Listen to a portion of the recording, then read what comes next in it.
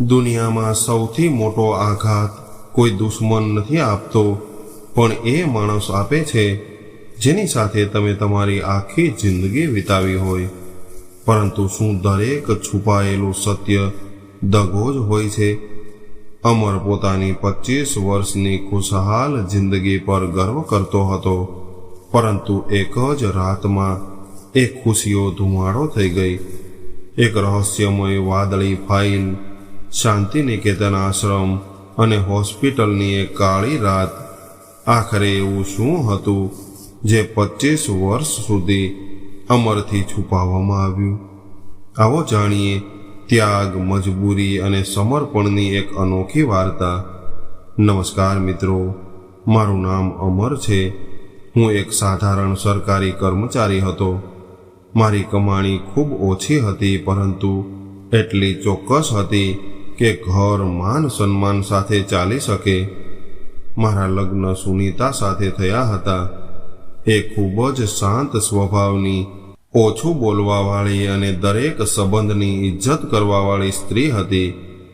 લગ્નના શરૂઆતના વર્ષોમાં મેં પોતાને દુનિયાનો સૌથી ભાગ્યશાળી માણસ માન્યો હતો.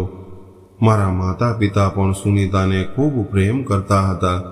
મારો નાનો ભાઈ અને બહેન એને ભાભી નહીં, પરંતુ પોતાની મોટી બહેન માનતા હતા. ધીરે ધીરે સમય વીતવા લાગ્યો. અમારે 2 બાળકો થયા, પુત્ર અક્ષય અને પુત્રી અનામિકા. મેં મારી દરેક ખુશી મારા પરિવારના નામે કરી દીધી. બાળકોનો અભ્યાસ, માતા પિતાની દવાઓ, પત્નીની જરૂરિયાતો, ઘરના ખર્ચ અને સગા સંબંધીઓની મદદ. મેં ક્યારેય કોઈ વાતની કમી આવવા ન દીધી. ઘણી વાર મારી પોતાની જરૂરિયાતો જતી કરીને મેં બીજાની ઈચ્છાઓ પૂરી કરી. મને લાગતું હતું કે આ જ પરિવાર છે અને આ જ સાચી જિંદગી છે. પરંતુ છેલ્લા 2 વર્ષથી સુનીતામાં એક અજીબ બદલાવ આવવા લાગ્યો હતો. એ પહેલાની જેમ ખુલીને વાત નહોતી કરતી અને ઘણી વાર રાત્રે ચૂપચાપ જાગતી રહેતી. હું પૂછતો તો હસીને એવું કહેતી કે બસ ઊંઘ નથી આવતી. મેં ક્યારેય વધારે ભાર ન આપ્યો, કારણ કે મને મારી પત્ની પર પૂરો ભરોસો હતો. મને એવું લાગ્યું કે ઉંમરની સાથે માણસ બદલાઈ જાય છે. કદાચ એ પણ કોઈ ચિંતામાં હશે. એક દિવસ મેં જોયું કે એ જૂના પેટી પટારામાંથી જૂના કાગળો કાઢી રહી હતી. જેવો જ હું રૂમમાં ગયો એટલે એણે ઝડપથી એ પાછા મૂકી દીધા. મેં હસતા હસતા એવું પૂછ્યું કે શું કોઈ ખજાનો છુપાવી રાખ્યો છે? એણે હસવાનો પ્રયાસ કર્યો, પરંતુ એની આંખોમાં ડર સ્પષ્ટ દેખાતો હતો. એણે એવું કહ્યું કે કેટલાક જૂના બિલ છે, નકામા કાગળો છે. મેં વાત ત્યાં જ પૂરી કરી દીધી. એ દિવસે પહેલી વાર મારા દિલમાં હળવો સવાલ જરૂર ઉઠ્યો હતો, પરંતુ મેં એ સવાલને ભરોસા નીચે દબાવી દીધો. આ બાજુ મારો દીકરો અક્ષય નોકરીએ લાગી ચૂક્યો હતો. આખા પરિવારમાં ખુશીનો માહોલ હતો. દીકરીનો પણ અભ્યાસ પૂરો થવાનો હતો. મને લાગતું હતું કે હવે જિંદગીનો સૌથી કઠિન તબક્કો પાછળ છૂટી ગયો છે. હવે બસ બાળકોના લગ્ન કરાવવાના છે અને ત્યારબાદ શાંતિથી ઘડપણ વિતાવવાનું છે.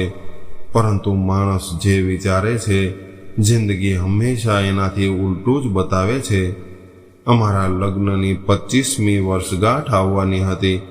બાળકોએ જીદ કરીને ઘરમાં એક નાનો એવો કાર્યક્રમ રાખ્યો. સંબંધીઓને બોલાવવામાં આવ્યા, પાડોશીઓ આવ્યા. મારા માતા પિતાના ફોટા સામે દીવો પ્રગટાવવામાં આવ્યો, કારણ કે તેઓ હવે આ દુનિયામાં નહોતા રહ્યા. હું એમનો ફોટો જોઈને ભાવુક થઈ ગયો.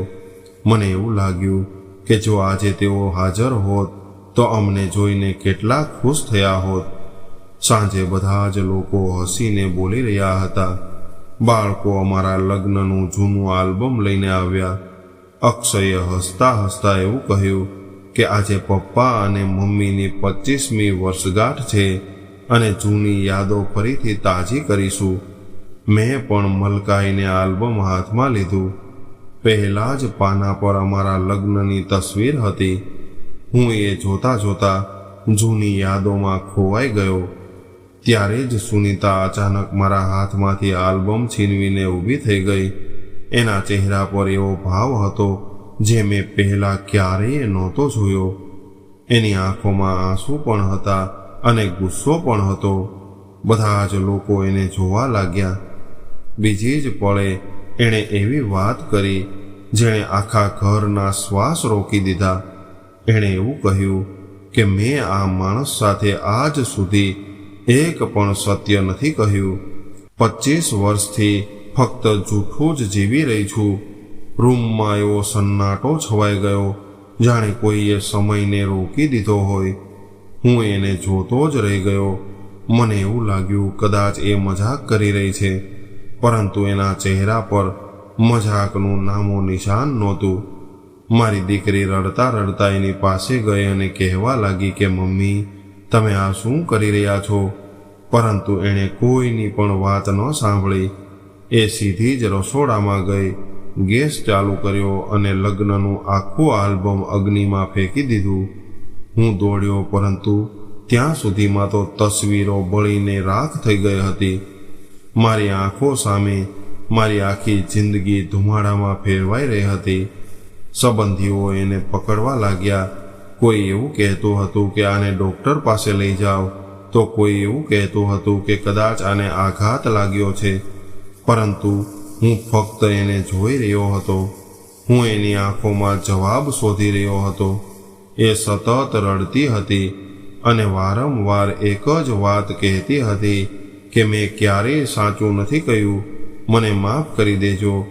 પરંતુ આજે હું વધુ જૂઠ નથી જીવી શકતી. આટલું કહીને એ પોતાના રૂમમાં જતી રહી અને દરવાજો બંધ કરી દીધો. ઘરમાં હાજર રહેલા દરેક વ્યક્તિ મને સાંત્વના આપી રહ્યા હતા, પરંતુ મને કોઈનો અવાજ સંભળાતો નહોતો. મારા કાનમાં ફક્ત એનો એ જ અવાજ ગુંજી રહ્યો હતો કે મેં આજ સુધી એક પણ સત્ય નથી કહ્યું. રાત ધીમે ધીમે ઘેરી થવા લાગી. સંબંધીઓ જતા રહ્યા. બાળકો પણ પોતાના રૂમમાં રડતા રડતા ઊંઘી ગયા. હું ડ્રોઈંગ રૂમમાં એકલો બેસી રહ્યો. મારી નજરો વારંવાર એ જગ્યા પર જઈ રહી હતી જ્યાં થોડી વાર પહેલા અમારા લગ્નની તસવીરો બળી રહી હતી. રાખ હજુ પણ ભોંય તળિયે વિખેરાયેલી પડી હતી. મેં મારી જાતને પૂછ્યું કે આખરે એવું શું હોઈ શકે છે જે 25 વર્ષ સુધી છુપાવવામાં આવ્યું? શું એણે ક્યારેય કોઈ બીજાને પ્રેમ કર્યો હતો? શું એણે કોઈ મોટી ભૂલ કરી હતી? શું બાળકો સાથે જોડાયેલું કોઈ સત્ય હતું? કે પછી મારી જિંદગીનું કોઈ એવું રહસ્ય હતું જેનાથી હું પોતે જ અજાણ હતો? 1000 પ્રશ્નો મારા મગજમાં ઘૂમી રહ્યા હતા, પરંતુ કોઈનો જવાબ નહોતો. આશરે અડધી રાત્રે હું પાણી પીવા માટે ઊભો થયો ત્યારે જ મારી નજર સુનીતાના રૂમ પર પડી. દરવાજો ખુલ્લો હતો અને એ ત્યાં હાજર નહોતી. હું ગભરાઈ ગયો. આખા ઘરમાં એને શોધવા લાગ્યો તો ખબર પડી કે એ અગાસી પર બેસીને આકાશ તરફ જોઈ રહી હતી. હું એની પાસે ગયો. એણે મારી તરફ જોયું પણ નહીં. મેં ખૂબ જ ધીમેથી એવું પૂછ્યું કે આખરે શું વાત છે? એણે ફક્ત એટલું જ કહ્યું કે તમે અત્યારે મને ન પૂછો. જો આજે બધું જ કહી દઈશ તો કદાચ તમે સવાર સુધી જીવતા પણ નહીં રહો. એના શબ્દો સાંભળીને મારું દિલ જોરથી ધબકવા લાગ્યું. મેં ફરીથી પૂછ્યું કે આખરે એવું કયું સત્ય છે? એણે મારી તરફ જોયું. એની આંખોમાં એવું દર્દ હતું જે શબ્દોમાં વર્ણવવું મુશ્કેલ હતું. એણે ધ્રુજતા અવાજે એવું કહ્યું કે કબાટના સૌથી નીચેના ખાનામાં જે વાદળી ફાઇલ રાખી છે, જો હિંમત હોય તો એને વાંચી લેજો, પરંતુ એ પછી કદાચ તમે મને ક્યારેય માફ નહીં કરી શકો. આટલું કહીને એ ફરીથી આકાશ તરફ જોવા લાગી. હું થોડી વાર ત્યાં જ ઊભો રહ્યો. ત્યારબાદ ધીમે ધીમે નીચે આવ્યો. મારું એક એક પગલું ભારે થઈ ગયું હતું. રૂમમાં પહોંચીને મેં કબાટ ખોલ્યો. ઉપર કપડાં રાખેલા હતા, નીચે જૂના ધાબળા અને સૌથી નીચે ખરેખર ધૂળથી ઢંકાયેલી એક વાદળી ફાઇલ મૂકેલી હતી. મારા હાથ ધ્રુજી રહ્યા હતા. એવું લાગી રહ્યું હતું જાણે હું મારી જ જિંદગીનો ફેંસલો ખોલવા જઈ રહ્યો છું. મેં ફાઇલ હાથમાં લીધી. એના પર મોટા અક્ષરોમાં ફક્ત 2 શબ્દો લખ્યા હતા, અંગત દસ્તાવેજ. મેં ધ્રુજતા હાથે પહેલું પાનું ખોલ્યું અને પહેલા જ પાના પર જે નામ લખેલું હતું એ વાંચતા જ મારી આંખો પહોળી થઈ ગઈ. મને સમજાતું નહોતું કે હું જે વાંચી રહ્યો હતો એ સત્ય હતું કે મારી આંખો મારો સાથ છોડી ચૂકી હતી. પહેલા પાના પર લખેલું નામ મારું નહોતું. ત્યાં લખ્યું હતું વિક્રમ પરમાર. તારીખ લગભગ 26 વર્ષ જૂની હતી. મારા હાથ ખરાબ રીતે કાંપવા લાગ્યા. મેં ફરીથી જોયું, ત્રીજી વાર જોયું, પરંતુ નામ એ જ હતું. કેટલાક ક્ષણો માટે મને એવું લાગ્યું કદાચ આ કોઈ બીજાની ફાઇલ હશે જે ભૂલથી સુનીતાના કબાટમાં આવી ગઈ હશે, પરંતુ આગળના જ પાના પર સુનીતાના સાફ અક્ષરો જોઈને મારો ભ્રમ તૂટી ગયો. એ પાના પર માત્ર એક વાક્ય લખ્યું હતું કે જો આ ફાઇલ તમારા હાથમાં છે તો સમજી લેજો કે હું હવે જૂઠનો બોજ વધુ નથી ઊંચકી શકી. મારી આંખો સામે અંધારું છવાવા લાગ્યું. હું ખુરશી પર બેસી ગયો. મન થતું હતું કે આખી ફાઇલ એ જ વખતે વાંચી નાખું, પરંતુ ત્યારે જ ઉપરથી કશુંક પડવાનો અવાજ આવ્યો. હું ગભરાઈને દોડ્યો. સુનીતા પગથિયા પાસે બેઠી હતી. કદાચ એનો પગ લપસી ગયો હતો. મેં એને સંભાળી. એ થોડી વાર સુધી મને જોતી રહી અને કહેવા લાગી કે અત્યારે ન વાંચો. કદાચ અત્યારે વાંચવી હોય તો એકલા જ વાંચજો, બાળકો સામે ન વાંચતા. એના શબ્દોમાં એટલી બધી ગભરાહટ હતી કે મેં ફાઇલ બંધ કરી દીધી. એ રાત્રે હું એક પળ માટે પણ ઊંઘી ન શક્યો. સવારે જ્યારે આંખ ઉઘડી ત્યારે સૂર્ય ઘણો ઉપર આવી ગયો હતો. ઘરનો માહોલ કોઈ શોક સભા જેવો બની ગયો હતો. અક્ષય કશું જ બોલ્યા વગર ઓફિસ જતો રહ્યો. અનામિકાએ મને પૂછ્યું કે પપ્પા, મમ્મીને શું થઈ ગયું છે? મેં એના માથા પર હાથ મૂક્યો અને એવું કહ્યું કે કદાચ એ ઘણા દિવસોથી કોઈ બોજ સાથે જીવી રહી હતી. દીકરી રડી પડી અને એવું કહેવા લાગી કે મેં ક્યારેય મમ્મીને આટલી તૂટેલી નથી જોઈ. હું એને શું જવાબ આપું? મારી પાસે પોતે જ કોઈ જવાબ નહોતો. બપોર સુધી સુનીતા પોતાના રૂમમાંથી બહાર ન નીકળી. મેં દરવાજો ખખડાવ્યો. અંદરથી ધીમો અવાજ આવ્યો કે મને થોડો સમય એકલી રહેવા દો. મેં પહેલી વાર અનુભવ્યું કે 25 વર્ષ સાથે રહ્યા પછી પણ કદાચ હું મારી પત્નીને ક્યારેય સમજી જ ન શક્યો. સાંજે હું એકલો બજાર જવા માટે નીકળી ગયો. રસ્તામાં દરેક એ જગ્યા દેખાઈ રહી હતી જ્યાં ક્યારેક હું અને સુનીતા સાથે મળીને ગયા હતા. એ જ મીઠાઈની દુકાન જ્યાં લગ્ન પછી પહેલી વાર જલેબી ખાધી હતી. એ જ પાર્ક જ્યાં બાળકોને રમાડવા લઈ જતો હતો. એ જ મંદિર જ્યાં દર વર્ષે લગ્નની વર્ષગાંઠ પર અમે માથું ટેકવતા હતા. દરેક યાદ હવે મને વાગી રહી હતી. ઘરે પાછા ફરતી વખતે મારી મુલાકાત જૂના પાડોશી મહેતા કાકા સાથે થઈ. ત્યારે એમણે હસીને એવું પૂછ્યું કે ગઈકાલે વર્ષગાંઠ કેવી રહી? હું પરાણે હસ્યો અને વાત બદલી નાખી. હું કોઈને શું બતાવું કે જે લગ્નનો જશ્ન મનાવવાના હતા એ જ લગ્ન હવે સવાલોના ઘેરામાં ઊભા હતા. રાત્રે જ્યારે બધા ઊંઘી ગયા ત્યારે મેં ફરી એ જ વાદળી ફાઇલ કાઢી. આ વખતે મેં નક્કી કરી લીધું હતું કે ચાહે જે કંઈ પણ લખ્યું હોય આજે બધું જ વાંચી લેવું છે. પહેલા કેટલાક પાનાઓમાં તારીખો હતી. અલગ અલગ દિવસોની નાની નાની વાતો લખી હતી. એવું લાગી રહ્યું હતું જાણે કોઈએ ડાયરીના પાના ફાઇલમાં મૂકી દીધા હોય. એક જગ્યાએ લખ્યું હતું કે આજે મેં ફરીથી એનાથી જૂઠ કહ્યું. એણે મારી આંખોમાં જોઈને ભરોસો કર્યો અને હું ફરી હારી ગઈ. બીજી જગ્યાએ લખ્યું હતું કે ભગવાન કરે આ સત્ય ક્યારેય એની સામે ન આવે. ત્રીજા પાના પર લખ્યું હતું જો એક દિવસ એને બધી જ ખબર પડી જશે તો એ તૂટી જશે. હું દરેક પંક્તિ વાંચતા વાંચતા ખૂબ બેચેન થઈ રહ્યો હતો, પરંતુ ક્યાંય એ નહોતું લખેલું કે આખરે અસલી સત્ય શું છે. ત્યારે જ ફાઇલની વચ્ચેથી એક જૂનું પરબીડિયું મળ્યું. એના પર લખ્યું હતું, કેવળ મારી મોત પછી ખોલવું. હું થોડી વાર સુધી એને જોતો રહ્યો. જો સુનીતાએ આ મારા માટે છોડ્યું હતું તો શું મારે અત્યારે ખોલવું જોઈએ? મારા અંદર મંથન ચાલી રહ્યું હતું. આખરે મેં એને પાછું મૂકી દીધું. મને એવું લાગ્યું કદાચ અત્યારે નહીં. ત્યારે જ ફાઇલમાંથી એક જૂની તસવીર નીચે પડી ગઈ. તસવીરમાં સુનીતા હતી. એની સાથે એક યુવક ઊભો હતો અને બંને હસી રહ્યા હતા. તસવીરની પાછળ લખ્યું હતું, છેલ્લી મુલાકાત. મારું દિલ જાણે કોઈએ મુઠ્ઠીમાં ભીસી લીધું હોય એવું લાગ્યું. શું આ જ વિક્રમ પરમાર હતો? શું આ એ જ માણસ હતો જેનું નામ પહેલા પાના પર લખેલું હતું? મારા મગજમાં વંટોળ ઉઠ્યો, પરંતુ તસવીર જોઈને પણ મને કોઈ ખોટી વાત મહેસૂસ ન થઈ. બંને વચ્ચે અંતર હતું. ચહેરા પર સન્માન હતું. છુપાયેલો પ્રેમ નહીં તો પછી આખરે આ રહસ્ય શું હતું?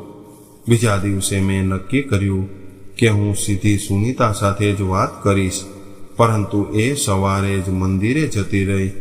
હું એના પાછા ફરવાની રાહ જોતો રહ્યો. જ્યારે એ ઘરે આવી ત્યારે એના ચહેરા પર એક અજીબ શાંતિ હતી. ત્યારે મેં એને એવું કહ્યું કે હું આજે હવે વધુ અંધારામાં નથી રહી શકતો. એણે મારી તરફ જોયું અને કહેવા લાગી કે થોડા દિવસ વધુ રોકાઈ જાઓ. મેં 25 વર્ષ સુધી રાહ જોવડાવી છે, તો પછી હવે થોડા દિવસ વધુ રાહ જોઈ લ્યો. એના આ જવાબે મને ખૂબ બેચેન કરી દીધો. એ જ સમયે અક્ષય ઘરે આવ્યો અને કહેવા લાગ્યો કે પપ્પા, ગઈકાલે ઓફિસમાં બધા જ લોકો તમારા લગ્નની વર્ષગાંઠની તસવીર માગી રહ્યા હતા. મારી પાસે કોઈ તસવીર નહોતી રહી. મમ્મીએ બધું કેમ બાળી નાખ્યું? એની આંખો ભરાઈ આવી. સુનીતા દીકરાને ભેટીને ફૂટી ફૂટીને રડવા લાગી, પરંતુ એક શબ્દ પણ ન બોલી. એ દિવસે પહેલી વાર મેં એવું અનુભવ્યું કે એ માત્ર મારાથી નહીં પરંતુ પોતાની જાતથી પણ લડી રહી હતી. રાત્રે હું અગાસી પર બેઠો હતો ત્યારે મારો નાનો ભાઈ સંજય આવ્યો. એણે ધીમેથી પૂછ્યું કે ભાભી બરાબર તો છે ને? મેં બધી જ વાત ન બતાવી, પરંતુ એટલું જરૂર જણાવ્યું કે કદાચ કોઈ જૂનું રહસ્ય છે. સંજય થોડી વાર ચૂપ રહ્યો. ત્યારબાદ એણે એવી વાત જણાવી જેણે મને અંદરથી હલાવી દીધો. એણે એવું કહ્યું કે ભાઈ, લગ્નના થોડા દિવસ પહેલા મેં ભાભીને એક માણસ સાથે વાત કરતા જોયા હતા. એ સમયે મેં ધ્યાન ન આપ્યું કારણ કે મને એવું લાગ્યું કે કોઈ સંબંધી હશે, પરંતુ આજે અચાનક એ જ વાત યાદ આવી ગઈ. મારું દિલ જોરથી ધબકવા લાગ્યું. ત્યારે મેં એવું પૂછ્યું કે એ માણસ કેવો દેખાતો હતો? ત્યારે સંજય બોલ્યો કે ભાઈ, સરખી રીતે તો મને યાદ નથી, પરંતુ ઊંચો હતો અને એના હાથમાં વાદળી કલરની ફાઇલ જેવી કોઈ વસ્તુ હતી. મારી નસોમાં જાણે બરફ દોડવા લાગ્યો.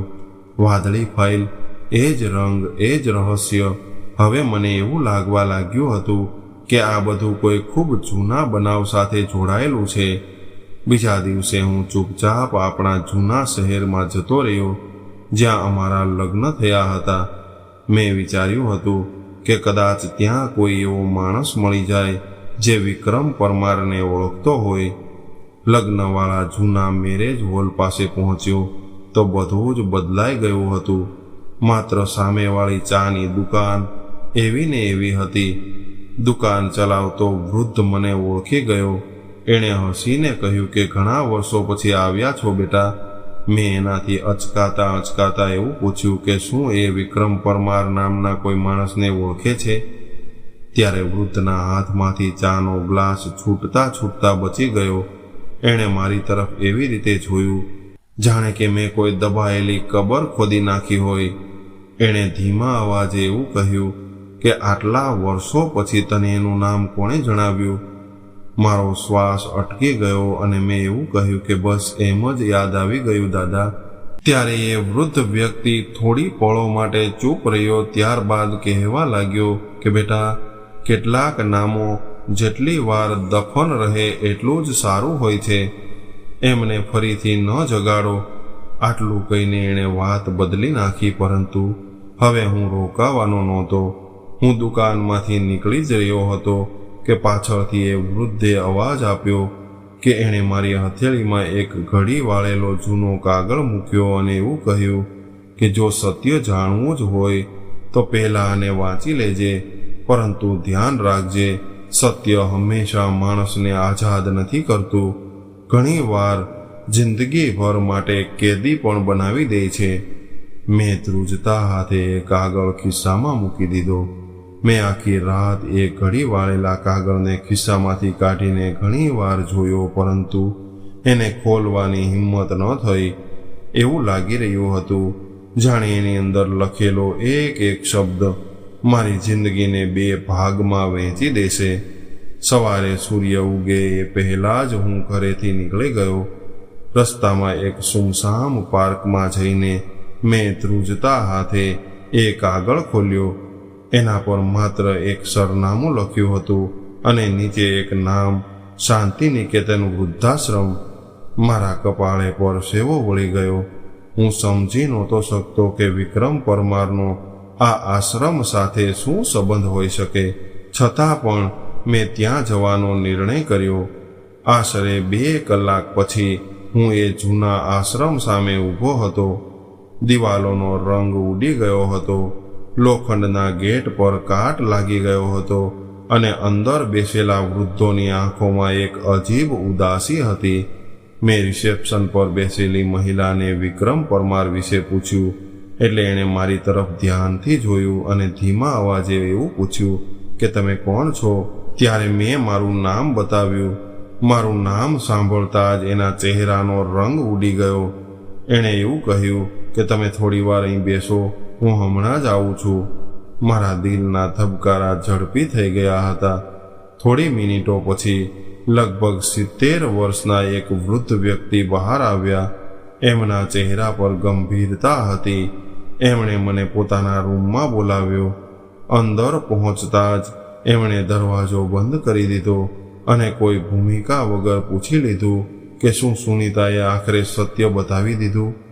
એમના મોંમાંથી સુનીતાનું નામ સાંભળતા જ મારા પગ નીચેથી જમીન ખસી ગઈ અને મેં એવું કહ્યું કે નહીં, એણે કશું જ નથી જણાવ્યું. બસ એક ફાઇલ મળી છે અને એમાં વારંવાર વિક્રમ પરમારનું નામ લખેલું છે. હું સત્ય જાણવા માંગુ છું. વૃદ્ધે ઊંડો શ્વાસ લીધો. એમની આંખો ભરાઈ આવી. એમણે એવું કહ્યું કે સત્ય જાણવાની કિંમત ખૂબ મોટી હોય છે બેટા. કેટલાક લોકો સત્ય સાંભળીને નફરત કરવા લાગે છે અને કેટલાક લોકો પોતાની જાતથી જ નફરત કરવા લાગે છે. હું ચૂપચાપ બેસી રહ્યો. એમણે કબાટમાંથી એક જૂનું રજિસ્ટર કાઢ્યું જેના પાના પીળા પડી ગયેલા હતા. એમણે એક પાના પર આંગળી રાખીને એવું કહ્યું કે આ જો બેટા, ત્યાં લગભગ 25 વર્ષ જૂની તારીખ નોંધાયેલી હતી. નીચે સુનીતાનું નામ લખેલું હતું. એની સામે દર મહિને એક ચોક્કસ રકમ જમા થવાનો રેકોર્ડ હતો. હું હેરાન થઈ ગયો. મેં એવું પૂછ્યું કે મારી પત્ની આ આશ્રમમાં પૈસા કેમ મોકલતી હતી. એણે તો ક્યારેય મને જણાવ્યું પણ નથી. ત્યારે વૃદ્ધ હસ્યા નહીં, પરંતુ માત્ર એટલું બોલ્યા કે એ કોઈ અહેસાનનું કરજ ચૂકવી રહી છે. મારા મનમાં હજારો સવાલ ઉઠવા લાગ્યા. એટલે મેં તરત જ પૂછ્યું કે કોનું અહેસાન. એમણે માથું નમાવી લીધું અને એવું કહ્યું કે અત્યારે આટલું જ જાણવું કાફી છે, બાકી સમય આવે સમજી જશો. હું નિરાશ થઈને બહાર નીકળવા લાગ્યો. ત્યારે એમણે પાછળથી અવાજ આપ્યો અને એક જૂની ડાયરી મારા હાથમાં મૂકી દીધી અને એમણે એવું કહ્યું કે આને વાંચી લેજે, પરંતુ છેલ્લું પાનું અત્યારે ન વાંચતો. મેં ડાયરી ખોલી. પહેલા પાના પર લખ્યું હતું કે જો આ ડાયરી અમર સુધી પહોંચી જાય તો સમજી લેવું કે સમયે પોતાનો ફેસલો સંભળાવી દીધો છે. મારા હાથ કાંપી ગયા. હું ડાયરી લઈને પાછો ઘરે આવી ગયો. આખા રસ્તે મારા મગજમાં એક જ વાત ઘૂમતી રહી કે આખરે મારી પત્ની કયા અહેસાનની વાત કરી રહી હતી. ઘરે પહોંચ્યો તો જોયું કે સુનીતા મંદિરથી પાછી ફરી રહી હતી. એના ચહેરા પર થાક સાફ દેખાઈ રહ્યો હતો. એણે મને જોયો અને બસ એટલું જ પૂછ્યું કે તમે જૂના શહેરે ગયા હતા. હું ચોંકી ગયો. મેં પૂછ્યું કે તને કેવી રીતે ખબર પડી? તે હળવું મલકાઈ અને કહેવા લાગી કે તમારી આંખો બતાવી રહી છે કે તમે હવે પાછા નથી ફરી શકતા. હું કશું જ કહી શકું એ પહેલાં એ અંદર જતી રહી. મને લાગ્યું જાણે એ દરેક વાત પહેલાંથી જ જાણે છે. રાતે મેં ડાયરી વાંચવાનું શરૂ કર્યું. એમાં ઘણી ઘટનાઓ લખેલી હતી, પરંતુ કોઈનું નામ પૂરું નહોતું લખેલું. દરેક જગ્યાએ માત્ર એક અક્ષર લખ્યો હતો. ક્યાંક એસ, ક્યાંક વી, ક્યાંક એ. એવું લાગી રહ્યું હતું જાણે જાણી જોઈને ઓળખ છુપાવવામાં આવી હોય.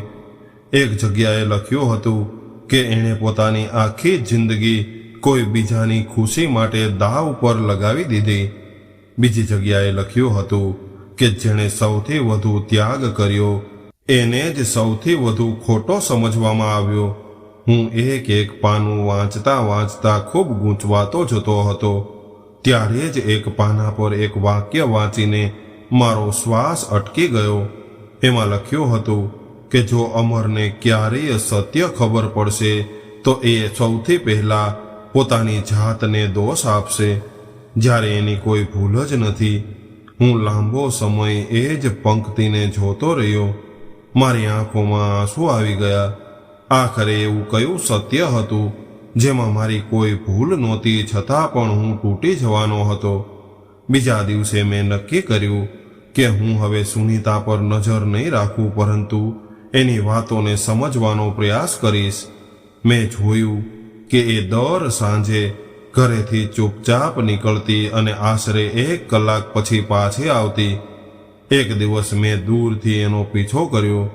એ કોઈ મંદિરે ન ગઈ, પરંતુ એ સીધી જ એક સરકારી હોસ્પિટલે પહોંચી ગઈ. ત્યાં બાળકોના કેન્સર વોર્ડમાં ગઈ અને થોડી વાર પછી બહાર નીકળી. એના હાથ ખાલી હતા, પરંતુ એની આંખો ભીની હતી. મેં ત્યાંની એક નર્સને પૂછ્યું કે આ મહિલા અહીં કેમ આવે છે? ત્યારે એ નર્સે કહ્યું કે આ છેલ્લા કેટલાય વર્ષોથી દર મહિને કેટલાક બાળકોના ઈલાજનો ખર્ચો આપવા માટે આવે છે અને હંમેશા એવું કહે છે કે કોઈને એમનું નામ ન બતાવતા. આવું સાંભળીને હું ચોંકી ગયો. ઘરમાં ક્યારેય એણે પોતાના માટે નવી સાડી પણ નહોતી માંગી અને બહાર અજાણ્યા બાળકો પર પૈસા ખર્ચો કરતી રહી. પરંતુ આ બધું શા માટે કરતી હતી એ સવાલ હજુ પણ ત્યાંનો ત્યાં હતો. એ જ સાંજે જ્યારે એ ઘરે પાછી ફરી તો મેં પહેલી વાર એની સામે હાથ જોડી દીધા અને મેં એવું કહ્યું કે જો મેં ક્યારેય તને દુઃખ ન આપ્યું હોય તો મને જણાવી દે. હું દરેક સજા સ્વીકારવા માટે તૈયાર છું, પરંતુ આ ખામોશીથી મને ન માર. મારી વાત સાંભળીને એની આંખોમાંથી અશ્રુધારા વહેવા લાગી.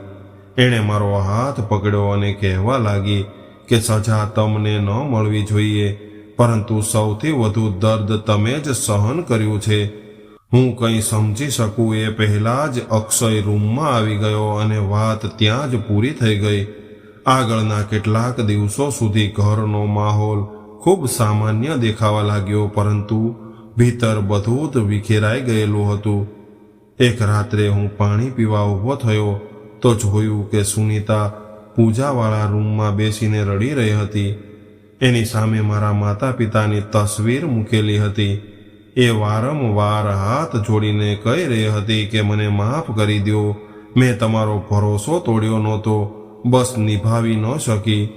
આ સાંભળીને હું દરવાજા પાછળ રોકાઈ ગયો. એણે આ વાત કેમ કહી હતી? મારા માતા પિતા તો હંમેશા એને પોતાની દીકરી માનતા હતા. આખરે એ કયા અજંપા ભર્યા વચનની વાત કરી રહી હતી? બીજા દિવસે મેં મારી માનો જૂનો પટારો ખોલ્યો, જેને તેમના ગયા પછી કોઈએ અડ્યો પણ નહોતો. એમાં જૂના કપડાં, કેટલીક ચિઠ્ઠીઓ અને એક પરબીડિયું મળ્યું, જેના પર મારી માના અક્ષર હતા અને ઉપર લખ્યું હતું કે આ સત્ય કેવળ ત્યારે જ ખોલવું જ્યારે સુનીતા પોતે તમને સાચું બતાવવાની હિંમત ખોઈ બેસે. મારી ધડકન જાણે થંભી ગઈ. મને પહેલી વાર અહેસાસ થયો કે કદાચ મારી માં આ આખા રહસ્યને જાણતી હતી, પરંતુ મેં એ પત્ર પાછો મૂકી દીધો. મેં મારી જાત સાથે વાયદો કર્યો કે અત્યારે નહીં, અત્યારે હું કોઈ અધૂરા સત્યના સહારે નિર્ણય નહીં કરી શકું. એ જ સાંજે મારા ફોન પર એક અજાણ્યા નંબરથી કોલ આવ્યો. બીજી તરફથી માત્ર એક અવાજ આવ્યો અને એણે એવું કહ્યું કે જો તમે સત્યની ખૂબ નજીક પહોંચી ગયા હોય તો હવે સાવધાન રહેજો, કારણ કે કેટલાક સત્ય એવા હોય છે જેને છુપાવવા માટે રોજ પોતાની આખી જિંદગી લગાવી દેવી પડે છે. આટલું કહીને કોલ કપાઈ ગયો. મેં ફરીથી ફોન લગાવ્યો, પરંતુ નંબર બંધ હતો. હું મોડે સુધી ફોનને જોતો રહી ગયો. એ જ સમયે મારી નજર વાદળી ફાઇલ પર પડી. મેં એ રાત્રે ફેંસલો કરી લીધો હતો કે હવે હું પાછો નહીં હટું. 25 વર્ષ સુધી જે સત્યએ મારી પત્નીને અંદર ને અંદર તોડી નાખી હતી, એને જાણ્યા વગર હું એક પળ પણ શાંતિથી જીવી શકું એમ નહોતો. રૂમનો દરવાજો બંધ કરીને મેં ફરીથી વાદળી ફાઇલ મારી સામે રાખી. મારા હાથ હજુ પણ કાંપી રહ્યા હતા, પરંતુ આ વખતે એ ડર કરતાં વધુ બેચેની હતી. મેં એક પછી એક બાકી રહેલા પાના પલટાવવાના શરૂ કર્યા. દરેક પાના પર એક જ દર્દ, એ જ પસ્તાવો અને એ જ અધૂરા વાક્યો હતા. એવું લાગી રહ્યું હતું જાણે કોઈએ જાણી જોઈને આખી વાર્તાને ટુકડાઓમાં વહેંચી દીધી હોય. ત્યારે જ એક પાનાની વચ્ચેથી હોસ્પિટલની લગભગ 26 વર્ષ જૂની પહોંચ નીચે પડી ગઈ. એના પર એક દર્દીનું નામ કાળા પેનથી ચેકી નાખવામાં આવ્યું હતું. નીચે ડોક્ટરની સહી હતી અને એક નોંધ લખી હતી કે દર્દીની ઓળખ ગુપ્ત રાખવી. મારા દિલના ધબકારા ઝડપી થઈ ગયા. આખરે કયા દર્દીની ઓળખ છુપાવવામાં આવી હતી? ત્યારે જ મને યાદ આવ્યું કે ફાઇલમાં વારંવાર હોસ્પિટલ, એહસાન અને વિક્રમ પરમારનો ઉલ્લેખ આવ્યો હતો. શું આ બધું એક જ ઘટના સાથે જોડાયેલું હતું? હું લાંબો સમય એ જ પહોંચને જોતો રહ્યો, પરંતુ કોઈ સ્પષ્ટ ઉત્તર ન મળ્યો. બીજા દિવસે હું એ જ હોસ્પિટલે પહોંચી ગયો જ્યાં સુનીતા અવારનવાર જતી હતી. આ વખતે હું સીધો જ રેકોર્ડ વિભાગમાં ગયો. મેં ખૂબ વિનંતી કરી કે મને 25 વર્ષ જૂના રેકોર્ડ જોવા દો. ત્યાં બેસેલા કર્મચારીએ ચોખ્ખી ના પાડી દીધી અને એવું કહ્યું કે આટલા જૂના રેકોર્ડ સહેલાઈથી નથી મળતા અને કાનૂની પરવાનગી વગર કશું જ બતાવી ન શકાય. હું નિરાશ થઈને બહાર નીકળવા લાગ્યો. ત્યારે જ પાછળથી એક વૃદ્ધ વોર્ડ બોયે મારું નામ લઈને અવાજ દીધો. હું ચોંકી ગયો. એણે એવું કહ્યું કે શું તું અમર છે? ત્યારે મેં એની સામે જોઈને હા પાડી. તો એ થોડીક ક્ષણો સુધી મને જોતો રહ્યો. ત્યારબાદ કહેવા લાગ્યો કે તને જોઈને બિલકુલ તમારા પિતાની યાદ આવી ગઈ. હું હેરાન થઈ ગયો. એણે મને હોસ્પિટલની કેન્ટીનમાં બેસાડ્યો અને ધીમેથી કહ્યું કે તમારા ઘરનું એક રહસ્ય આ હોસ્પિટલની દિવાલોએ પણ જોયું છે, પરંતુ હું એનાથી વધુ નથી બતાવી શકતો. મેં હાથ જોડીને એવું કહ્યું કે મારી જિંદગી વિખેરાઈ ચૂકી છે. જો તમે કશુંક જાણતા હોય તો કૃપા કરીને મને અંધારામાં ન રાખો. એ વૃદ્ધ થોડી વાર સુધી ચૂપ બેસી રહ્યો. ત્યારબાદ કહેવા લાગ્યો કે એ રાત્રે ખૂબ વરસાદ પડી રહ્યો હતો. એક સાથે 2 પરિવાર હોસ્પિટલમાં પહોંચ્યા હતા. બંનેની જિંદગી એક જ રાતમાં બદલાઈ ગઈ હતી.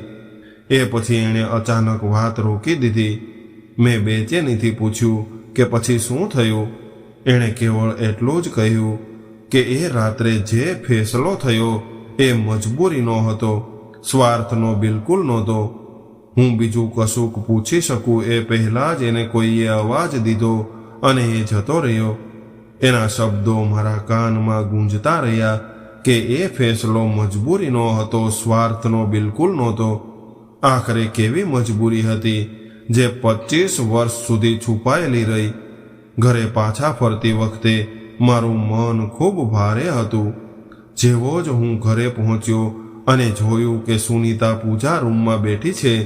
એની સામે મારી માની તસવીર મૂકેલી હતી.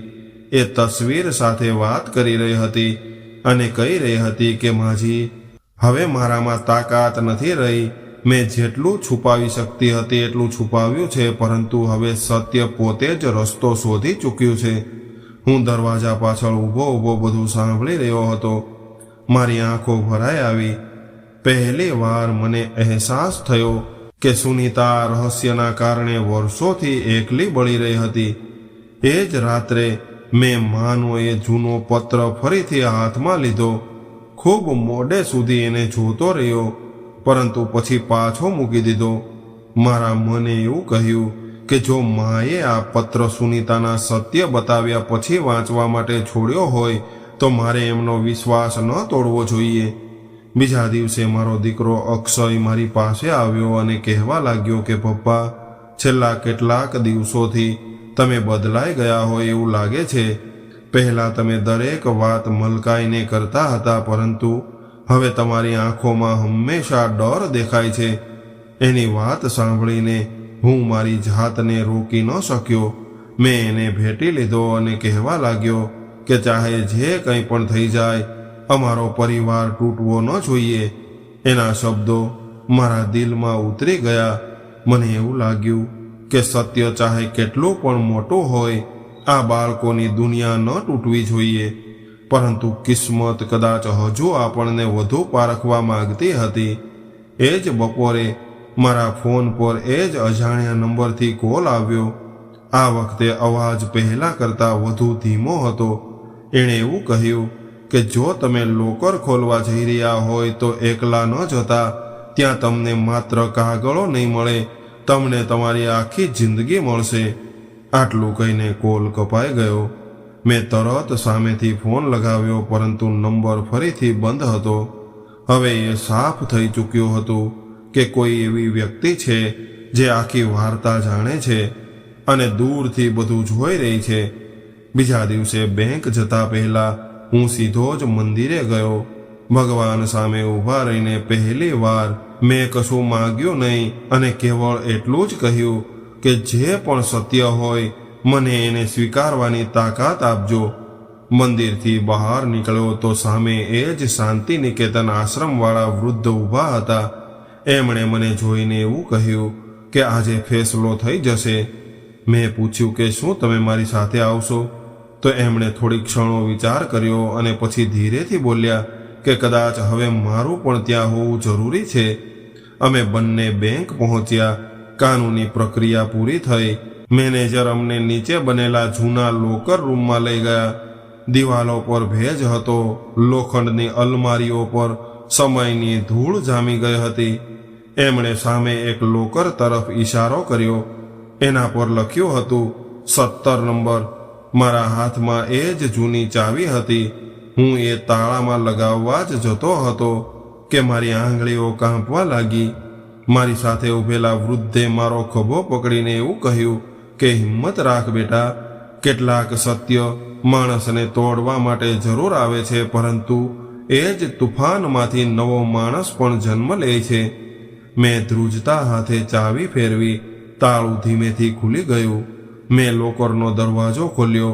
અંદર એક લાકડાનો નાનો ડબ્બો, કેટલાક જૂના કાગળો, ફોટો આલ્બમ અને એક સીલબંધ પરબીડિયું મૂકેલું હતું.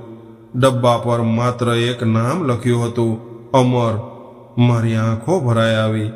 મેં સૌથી પહેલાં એ ડબ્બો ખોલ્યો. એની અંદર મારી લગ્નની વીંટીની બિલકુલ એવી જ બીજી જોડી મૂકેલી હતી, જેને મેં ક્યારેય જોઈ જ નહોતી. સાથે એક જૂની ઘડિયાળ અને એક તૂટેલા ચશ્મા હતા. મને કંઈ સમજાયું નહીં કે આ વસ્તુઓનો મારા જીવન સાથે શું સંબંધ છે. મેં પછી ફોટો આલ્બમ ખોલ્યો. એમાં કેટલીક તસવીરો હતી. પહેલી તસવીરમાં સુનીતા હતી. બીજીમાં એ જ વિક્રમ પરમાર. ત્રીજી તસવીરમાં મારા માતા પિતા. પરંતુ આ જોઈને મારા પગ તળેથી જમીન ખસી ગઈ. મારા માતા પિતા વિક્રમ પરમારને ઓળખતા હતા, પરંતુ એમણે ક્યારેય એનો ઉલ્લેખ સુદ્ધા નહોતો કર્યો. હું ઝડપથી આગળની તસવીરો જોવા લાગ્યો. દરેક તસવીરમાં બધા જ લોકો એકબીજા સાથે સન્માનથી ઊભા હતા.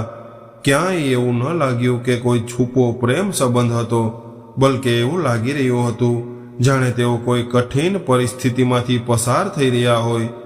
ત્યારે જ મારી નજર સીલબંધ પરબીડિયા પર પડી. એના પર લખ્યું હતું કે આને લોકર ખુલ્યા પછી જ વાંચવું. મેં એને ખોલવા માટે હાથ લંબાવ્યો, પરંતુ સાથે ઊભેલા વૃદ્ધે મારો હાથ પકડી લીધો. એમણે એવું કહ્યું કે પહેલાં બાકીના કાગળો જોઈ લે. મેં ફાઇલ ઊંચકી. એમાં હોસ્પિટલના રિપોર્ટ હતા, કેટલાક કાનૂની દસ્તાવેજો હતા, કેટલાક સોગંદનામા હતા, પરંતુ સૌથી મહત્વપૂર્ણ પાનાઓ પર જાણી જોઈને કાળી સ્યાહી ફેરવી દેવામાં આવી હતી, જાણે કોઈએ અસલી નામ અને અસલી ઘટના છુપાવી દીધી હોય. હું નિરાશ થઈને બેસી ગયો. ત્યારે જ એક પાનું નીચે પડ્યું. એના ખૂણા પર મારી માની સહી હતી. નીચે માત્ર એક પંક્તિ સાફ બચી હતી. એ નિર્ણય કોઈ લાલચી નહીં, પરંતુ માત્ર એક માસૂમ જિંદગી બચાવવા માટે લેવાયેલો નિર્ણય હતો. મારા શ્વાસ રોકાઈ ગયા. માસૂમ જિંદગી? કઈ જિંદગી? કોને બચાવવામાં આવ્યો હતો? ત્યારે જ મારી સાથે આવેલા વૃદ્ધની આંખોમાંથી અશ્રુ વહેવા લાગ્યા અને એમણે એવું કહ્યું કે હું ઘણા વર્ષોથી આ દિવસની રાહ જોઈ રહ્યો હતો, પરંતુ સત્ય બતાવવાનો અધિકાર મારો નહોતો, એ કેવળ સુનીતાનો હતો. હું ગભરાઈ ગયો. મેં તરત બેંકમાંથી નીકળીને ઘરે જવાનો નિર્ણય કર્યો. આખા રસ્તે મારા હાથમાં એ જ સીલબંધ પરબીડિયું હતું. હું એને ખોલી શકતો હતો, પરંતુ હવે મને લાગવા લાગ્યું હતું કે જો આ સુનીતાની છેલ્લી ઈચ્છા હોય કે સત્ય એના મોંથી સાંભળવામાં આવે, તો મારે એ જ કરવું જોઈએ. ઘરે પહોંચ્યો તો આખું ઘર અસામાન્ય રીતે શાંત હતું. અક્ષય અને અનામિકા બંને બહાર ગયા હતા. સુનીતા બેઠક ખંડમાં એકલી બેઠી હતી, જાણે એ મારા પાછા ફરવાની રાહ જોઈ રહી હોય. એણે મારી આંખોમાં જોયું, પછી મારા હાથમાં રહેલું પરબીડિયું જોયું અને હળવા સ્મિત સાથે બોલી કે આખરે એ દિવસ આવી જ ગયો. મેં કશું જ બોલ્યા વગર એની સામે લોકરમાંથી મળેલી બધી જ વસ્તુઓ મૂકી દીધી. એણે એક એક વસ્તુને એવી રીતે સ્પર્શ કર્યો જાણે વર્ષો પછી કોઈ પોતાનાને મળી રહી હોય. એની આંખોમાંથી સતત આંસુ વહી રહ્યા હતા. એણે તૂટેલી ઘડિયાળને પોતાની છાતીએ લગાવી લીધી. ત્યારબાદ ખૂબ મોડે સુધી ચૂપ બેસી રહી. રૂમમાં એવો સન્નાટો હતો કે જાણે અમારા શ્વાસનો અવાજ પણ સાફ સંભળાતો હતો. ઘણી વાર પછી એણે મારી તરફ જોયું અને ધ્રુજતા અવાજે એવું કહ્યું કે આજે હું તમને બધું જ બતાવી દઈશ, પરંતુ એક વાત સત્ય સાંભળ્યા પછી તમારી જિંદગી ક્યારેય પહેલા જેવી નહીં રહે. મેં એની આંખોમાં જોતા એવું કહ્યું કે હવે જૂઠ સાથે એક પળ પણ નથી જીવી શકતો. કદાચ સત્ય મને પૂરેપૂરી રીતે તોડી નાખે. સુનીતાએ એક ઊંડો શ્વાસ લીધો, સામે રાખેલી ભગવાનની તસવીર તરફ જોયું. ત્યારબાદ મારી માની તસવીર સામે હાથ જોડી દીધા. એણે ધીમે ધીમે એ સીલબંધ પરબીડિયું ઉચકી લીધું. એની સીલ તોડવા માટે આંગળીઓ લંબાવી અને એ જ પળે એણે પહેલી વાર એવું કહ્યું કે જે સત્યથી હું 25 વર્ષ ભાગતી રહી, એની શરૂઆત આપણા લગ્નથી નહીં, પરંતુ એ વરસાદી રાતથી થઈ હતી, જ્યારે હોસ્પિટલમાં એક એવો ફેંસલો લેવામાં આવ્યો હતો જેણે આપણા બધાની કિસ્મત હંમેશા માટે બદલી નાખી. 25 વર્ષ પહેલા જે રાત્રે આપણા લગ્ન થયા હતા, એ જ રાત્રે તમારી નાની બહેનને અચાનક ગંભીર હાલતમાં હોસ્પિટલમાં લાવવામાં આવી હતી. રસ્તામાં થયેલા માર્ગ અકસ્માતમાં એને ઘણું વાગ્યું હતું. એ જ સમયે એ જ હોસ્પિટલમાં એક બીજો પરિવાર પણ પહોંચ્યો હતો. એ પરિવારનો દીકરો હતો વિક્રમ પરમાર. એ પોતાની નાની બહેનને બચાવવા માટે લોહી આપવા માટે આવ્યો હતો, પરંતુ અકસ્માત એટલો મોટો હતો કે ડોક્ટરોએ બંને પરિવારોને અલગ અલગ રૂમમાં બેસાડીને સાફ કહી દીધું હતું કે ઈલાજ લાંબો ચાલશે અને ઘણા પૈસા લાગશે. એ સમયે તમારા પિતાજી પાસે એટલા બધા પૈસા નહોતા. લગ્નમાં જેટલી જમા પૂંજી હતી એ બધી જ ખર્ચાઈ ગઈ હતી. તમારા પિતાજી બહાર બેસીને રડી રહ્યા હતા. એ જ સમયે વિક્રમ પરમારે એમને પૂછ્યું હતું કે શું થયું. એમણે પહેલી વાર કોઈ અજાણ્યા માણસ સામે પોતાની મજબૂરી રાખી હતી. ત્યારે વિક્રમે કશું જ વિચાર્યા વગર પોતાની જમીન વેચીને આવેલા બધા જ પૈસા તમારા પિતાજીના હાથમાં મૂકી દીધા. એણે કેવળ એટલું કહ્યું હતું કે પહેલા દીકરીને બચાવો, જમીન પછી પણ ખરીદી શકાશે. તમારા પિતાજીએ ના પાડી, પરંતુ એ ન માન્યો. એ જ પૈસાથી તમારી બહેનનું ઓપરેશન થયું અને એનો જીવ બચી ગયો. મારી આંખોમાંથી અશ્રુ વહેવા લાગ્યા. મને આ ઘટના વિશે ક્યારેય કશું જ બતાવવામાં નહોતું આવ્યું. સુનીતાએ આગળ કહ્યું કે પરંતુ વાર્તા અહીંયા પૂરી ન થઈ. ઓપરેશન પછી ડોક્ટરોએ જણાવ્યું કે વિક્રમની માને પણ તરત જ ઈલાજની જરૂર છે. એની પાસે હવે એક પણ રૂપિયો રહ્યો નહોતો. એણે કોઈની પાસે મદદ ન માંગી. એ પોતાની માને લઈને સરકારી હોસ્પિટલોના ચક્કર કાપતો રહ્યો.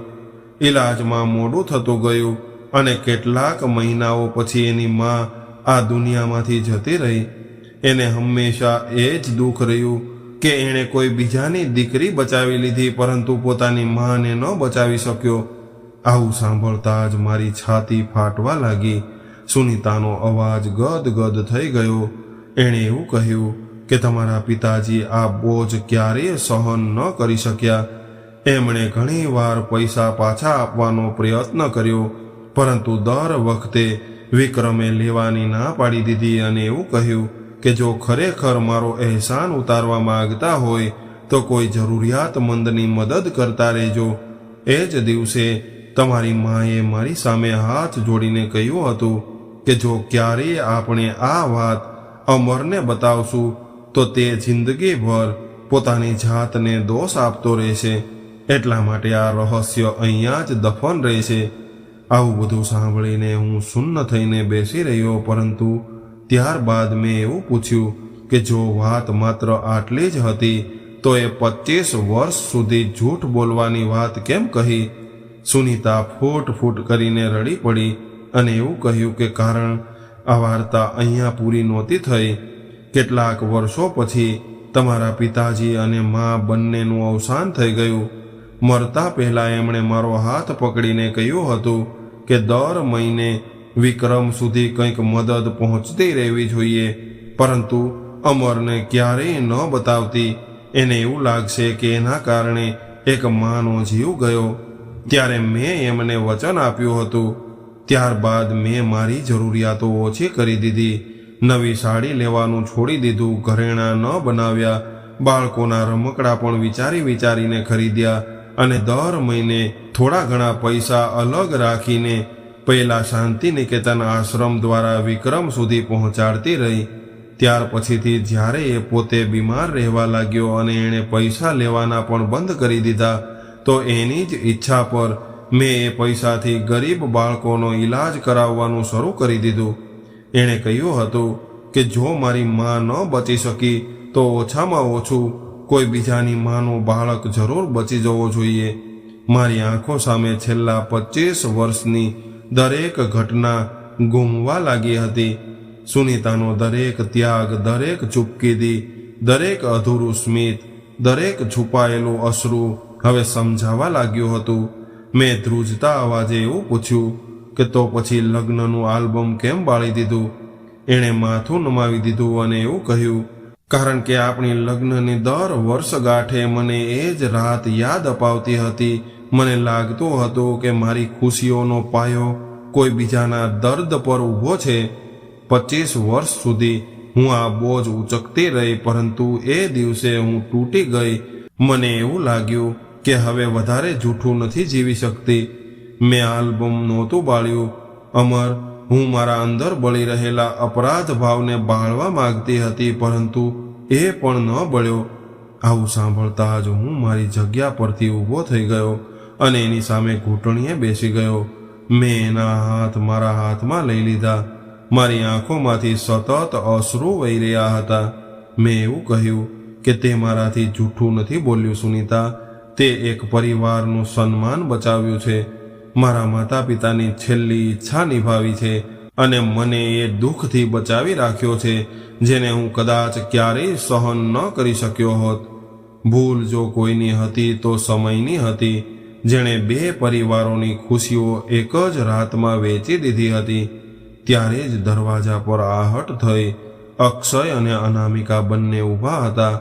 કદાચ એમણે અમારી છેલ્લી વાતો સાંભળી લીધી હતી. બંને દોડીને પોતાની માને ભેટી પડ્યા. અક્ષય રડતા રડતા બોલ્યો કે મમ્મી, તમે આટલો મોટો બોજ એકલા કેમ ઉચક્યો? અમે તમારા પોતાના હતા. સુનીતાએ બંને બાળકોને છાતીએ લગાવી લીધા. રૂમમાં કોઈ એવું નહોતું જેની આંખો કોરી હોય. બીજા દિવસે અમે ચારેય એ આશ્રમે પહોંચ્યા. ત્યાં અમને ખબર પડી કે વિક્રમ પરમારનું કેટલાક મહિનાઓ પહેલા જ અવસાન થઈ ગયું છે. એણે મરતા પહેલા કેવળ એક સંદેશ છોડ્યો હતો. આશ્રમના સંચાલકે એ કાગળ અમારા હાથમાં મૂક્યા. એમાં એવું લખ્યું હતું કે જો ક્યારેય અમર સુધી આ વાત પહોંચે તો એને કહેજો કે એણે મારા પર કોઈ કરજ નથી રાખ્યું. એ રાત્રે મેં એક બહેનનો જીવ બચાવ્યો હતો. બદલામાં ભગવાને મને આટલા વર્ષો સુધી એ સુકૂન આપ્યું કે એક પરિવાર હસતો રમતો રહ્યો. આનાથી મોટું ધન દુનિયામાં કોઈ નથી. અને સુનીતાને એટલું કહેજો કે હવે પોતાના અપરાધ ભાવને પણ મારી ચિતા સાથે વિદાય આપી દે. એ કોઈની ગુનેગાર નથી, પરંતુ સૌથી મોટી ઇન્સાન છે. એ પત્ર વાંચીને અમે બધા જ રડી પડ્યા. એ જ દિવસે મેં અને મારા બાળકોએ મળીને નિર્ણય લીધો કે દર વર્ષે અમારી લગ્નની વર્ષગાંઠના દિવસે હવે માત્ર જશ્નનો દિવસ નહીં હોય. એ દિવસે અમે કોઈ જરૂરિયાતમંદ બાળકના અભ્યાસ, કોઈ દર્દીના ઈલાજ કે કોઈ વૃદ્ધની મદદ કરશું. આ જ વિક્રમ પરમાર અને મારા માતા પિતા પ્રત્યે અમારી સાચી શ્રદ્ધાંજલિ હશે. કેટલાક મહિનાઓ પછી મેં ઘરની દિવાલો પર અમારી નવી પારિવારિક તસવીર લગાવી. એની બિલકુલ બાજુમાં એક ફ્રેમ અંકિત કરીને લગાવી દીધી.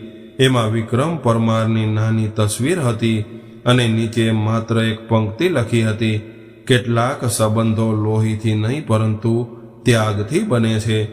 જ્યારે પણ કોઈ મહેમાન એ તસવીર વિશે પૂછતું તો હું મલકાઈને કેવળ એટલું જ કહેતો કે આ એ માણસની તસવીર છે જેના લીધે આજે મારો પરિવાર પૂરો છે.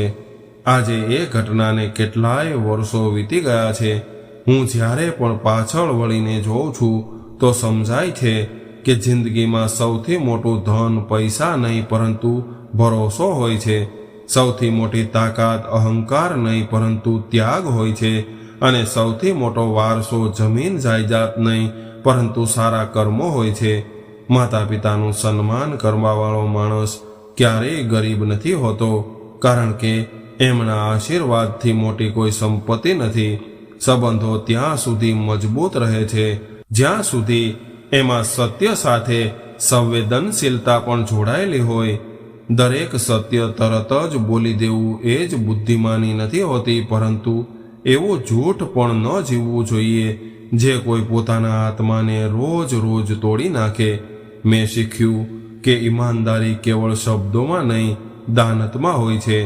વિનમ્રતા માણસને નાનો નથી કરતી, પરંતુ એટલો બધો મોટો બનાવી દે છે કે એના ગયા પછી પણ લોકોના જીવનમાં અજવાળું બનીને રહે છે. જો તમારા માતા પિતા આજે તમારી સાથે હોય તો એમનું સન્માન કરો, એમના ત્યાગને સમજો. જો જીવન સાથી તમારી સાથે દરેક કઠિન સમયમાં ઊભો હોય તો એના મૌનને પણ સાંભળો, કારણ કે ઘણીવાર સૌથી ઊંડું દર્દ શબ્દોમાં નહીં પરંતુ ખામોશીમાં છુપાયેલું હોય છે. અને જો ક્યારેય જિંદગી તમને કોઈની મદદ કરવાનો મોકો આપે તો એ ન વિચારો કે બદલામાં શું મળશે. સારા કર્મો ક્યારેય એળે નથી જતા. સમય ભલે વાર કરે, પરંતુ એક દિવસ એ જ કર્મ કોઈ અજાણ્યા વળાંક પર પાછા ફરીને તમારી અથવા તમારા પોતાના લોકોની જિંદગીમાં આશા બનીને જરૂર આવે છે. મિત્રો, આજ આ આખી વાર્તાનું સૌથી મોટું સત્ય છે અને આ જ સૌથી મોટું કર્મફળ છે. તો મિત્રો, આજની આ કહાની તમને કેવી લાગી કોમેન્ટમાં જરૂર જણાવજો. અને પસંદ આવી હોય તો વિડીયોને લાઇક, શેર અને નવા હોય તો ચેનલને સબસ્ક્રાઇબ જરૂરથી કરજો. ફરી મળશું એક નવી કહાની સાથે. ત્યાં સુધી બધા જ મિત્રોને હર હર મહાદેવ।